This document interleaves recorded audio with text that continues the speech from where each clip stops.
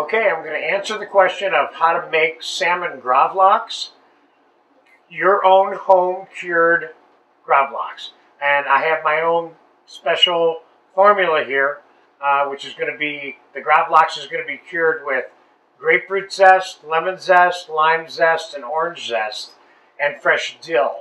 Okay, so I'm going to proceed right into making it right now by zesting the grapefruit, lemon, lime, and orange onto the flesh of the salmon. Now I'm starting out with a fresh piece of salmon with the skin intact. I'm doing what I would consider to be a version size that you might be interested in rather than a whole fillet.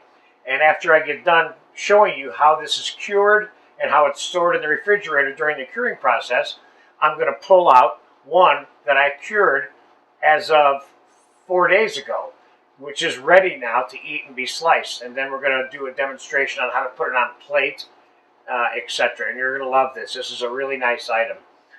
This is a homemade thing that you make. Of course, there are variations on how to flavor it. Some people put vodka in it. Some people put more salt or more sugar or a variety of herbs. It doesn't have to be exclusively with dill, but I'm using dill because it's the most common and has the most tradition and history of being made like this, okay? So we're going to start by taking a zester and zesting the grapefruit right over the top.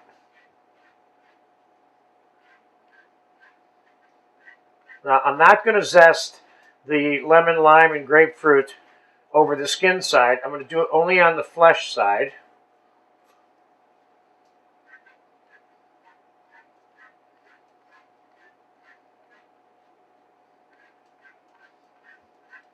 The zest, of course, is the absolute essence of this citrus.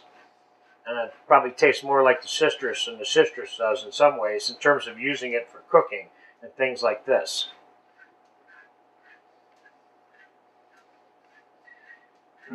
Of course, your finished gravlax can be used in many ways. You can treat it as if, the same ways you might treat smoked salmon. And that is actually one of the ways that I'm going to present it on the plate for you when we're done, okay? So I got my grapefruit on there. Let's get some orange on there. Lemon by itself would be probably the most traditional way of doing this, but I kind of like it with all four of the citrus on it. It gives it a little punch when you mix it with the dill.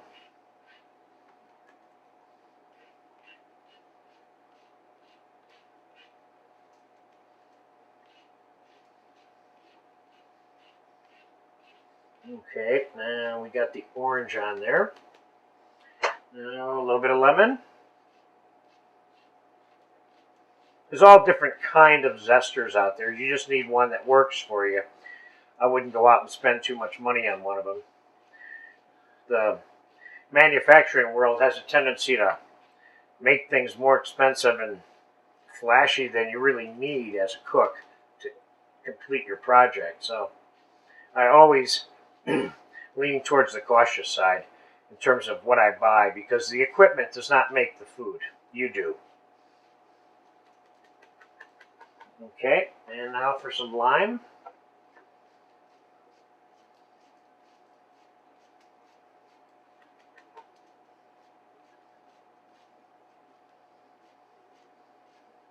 One would think that all this might cause it to have too much flavor, but the fact is, this intense part of the flavor from the citrus and the dill and the salt and the sugar and the pepper that we're going to put on here are only on the perimeter of the slices. They're not completely through the salmon. You're mainly just tasting on the outside edge. Okay, and there's the lime. All right, now I'm going to put salt, sugar, pepper. I'm going to put a little smidgen of extra virgin olive oil on here. Good for flavor. All right, salt. Probably, I have here about a 1 pound to 1 1/4 pound piece of salmon. And I'm probably going to use about, by the time it's all said and done on both sides, close to 1/4 cup of salt. Okay, that's 4 tablespoons. So I'm going to salt it moderately heavily, but we're going to salt the skin side more because it has protection between the flesh and the salt and sugar. Okay, sugar, and you're not going to taste it like sugar per se when you actually get around to eating this later. Pepper, that you want to be careful with. You don't want to put too much pepper on it, okay? Now, that side of the salmon is pretty much seasoned. Now what I'm going to do is I'm going to take the fresh dill and I'm going to chop it small.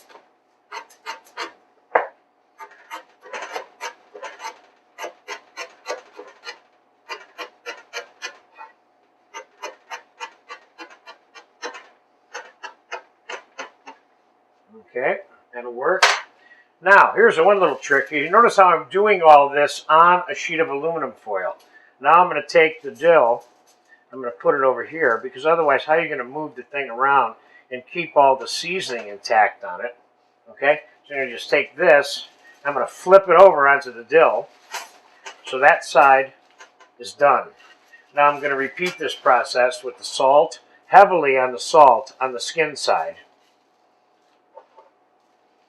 So maybe I'm using a total of 1/3 of a cup of salt. And the sugar.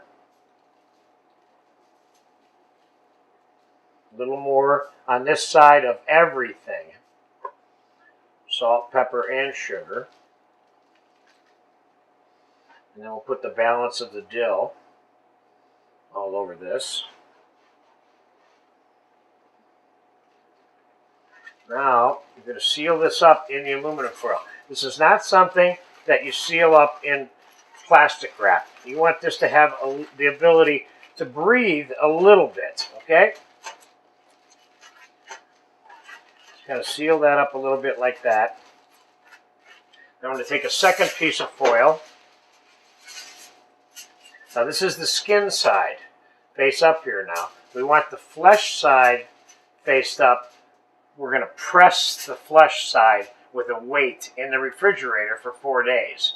So you want to make sure you keep track of which side is the skin side and which side isn't.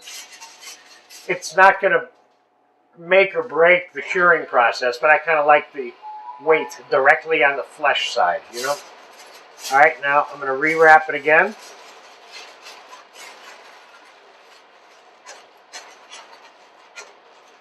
Okay, this is now ready to be put in the refrigerator with weights. So what I would do is something along these lines. I'd put it in a container, put another container on it, press it down, give myself like 20 pounds of weight, put it on here, and put it in the refrigerator for 4 days. You can start eating it in 3 days if you want. Depends how much you want it cured. Or you can keep it in there for 6 or 7 days, and it'll be even more cured. One thing about this, though, after it's cured, the life expectancy of it in the refrigerator, after it's been taken out of the foil and wrapped in plastic wrap to put away, is probably about a week to be safe, all right? So there it is, how to cure salmon gravlax, how to make salmon gravlax, excuse me. But this is my curing process, which, by the way, people really have liked over the years. So I'm going to take this and put it in the refrigerator and put the 20 pounds weight on it. I'm going to eat this later, long after this video is done. And when I come back in a few minutes, I'm going to clean this up, and I'm going to pull out the one that I put in 4 days ago, and we're going to open it up for the first time, slice it, and make you a presented plate of salmon gravlax that you can use as an appetizer. All right, I'll be right back in 10 minutes right now. Okay, the continuation of the salmon gravlax. This fillet of salmon right here, I put in the refrigerator. Well, let's see, today's Monday. I put it in on Thursday morning. So Thursday, all day Friday, Saturday, Sunday. So it's exactly 4 days. So we're going to unwrap it for the first time. I have not looked at it. Hopefully, it'll be perfect, you know. So it's the first layer of foil off. And this is a second layer of foil, just like we finished making the other one. It was wrapped twice also, okay? Take the salmon.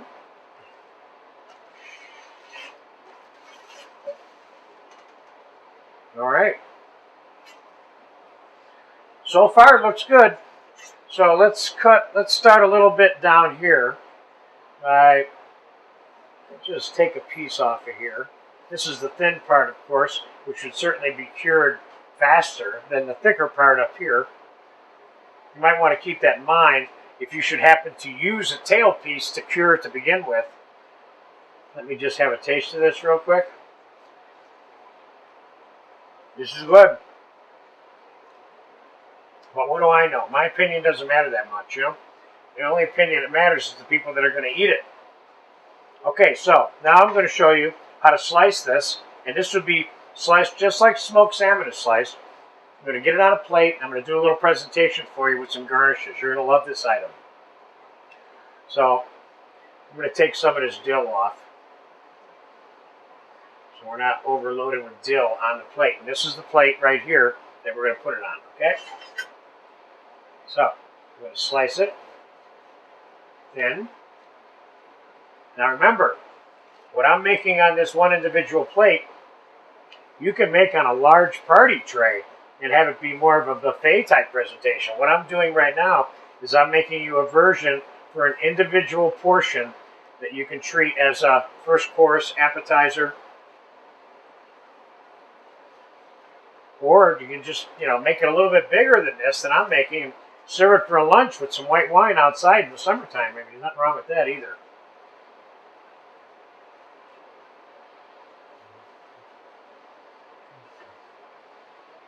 Oops. Okay, let's say that looks about like enough for an appetizer right there. Okay? So here's what we're going to do. Let me get this out of my way. You notice I had a wet towel underneath my cutting board. That's what keeps the cutting board anchored to the table. It doesn't slide around on it, So whenever I set up a cutting board, I always put a wet rag under it. Okay, now.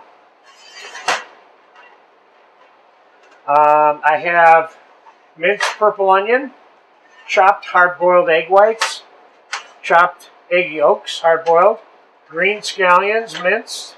I should say minced on the purple onion, not chopped. I have capers, and I have finely minced tomato, okay? And I have some sour cream also over here in a pastry bag with a little star tip on it that we're going to use for final garnish. Now, before you start putting these garnishes on here, you want to keep in mind that you have two white things here. You have the egg whites and you have the sour cream. So you don't want to end up with them side by accident, okay? So we're going to start out by putting the egg yolks alongside one side of the salmon.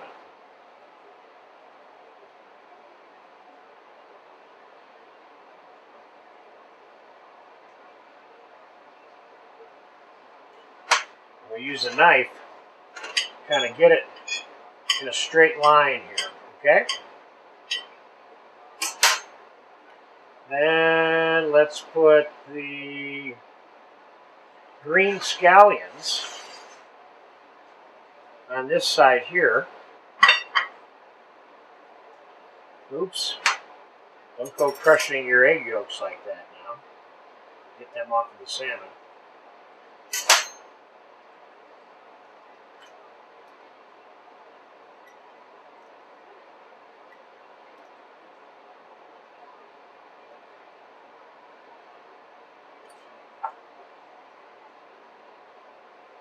You want to straighten them out. Also, keep this in a straight line. Okay. Now, let's put the egg white right next to this.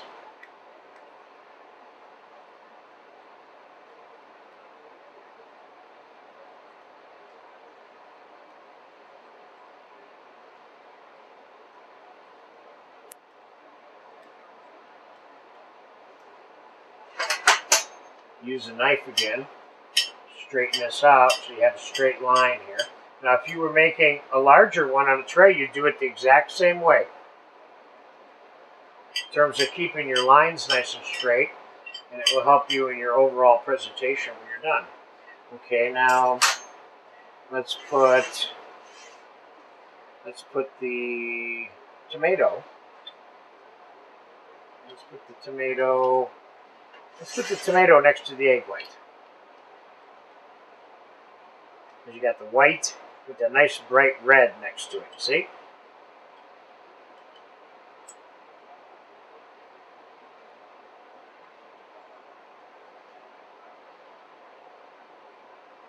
And again, we use a knife. Straighten this out so you got a nice straight line there, okay? Now, let's put the purple onion. And let's put the capers next to the yellow.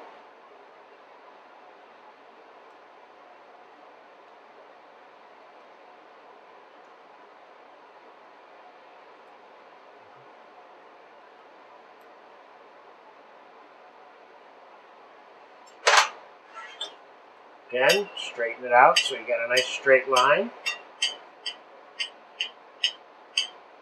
And now let's put the purple onion, finally the last veg, next to the capers.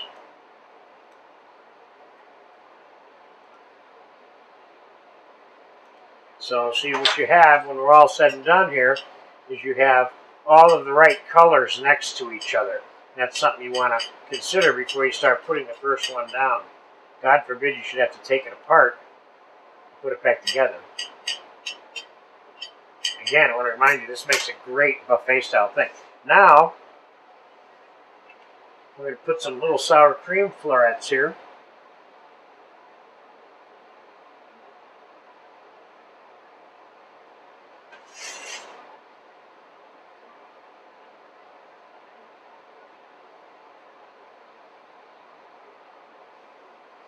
Okay. And a couple of final things here. Not much. First of all, serving this with toast or toasted brioche or little croutons or crackers, sliced French bread, or pumpernickel. I mean, whatever your favorite kind of bread that would go with this will work. Okay? So I'm going to put a little bit of olive oil on this salmon here. And I got one little piece of dill here I saved. So we'll put a little dill garnish here in the middle of the plate. And there you have it. This is a very cool little salmon Gravlax appetizer plate. I'm sure you would agree. And it is delicious. So, there it is. I showed you how to cure salmon, slice it, and make yourself an appetizer plate. Enjoy this one, and remember, this is an item that you made when you make this. It's not that complicated. This is not something that you go out in the store and buy. You can't buy this in a store unless you're possibly in Midtown New York City shopping at an upscale, expensive gourmet store. So this is the perfect thing for you to make. It doesn't cost that much money. Salmon is not a really high expensive item, and you can make something that's really beautiful and really pretty. So enjoy that one and go for it.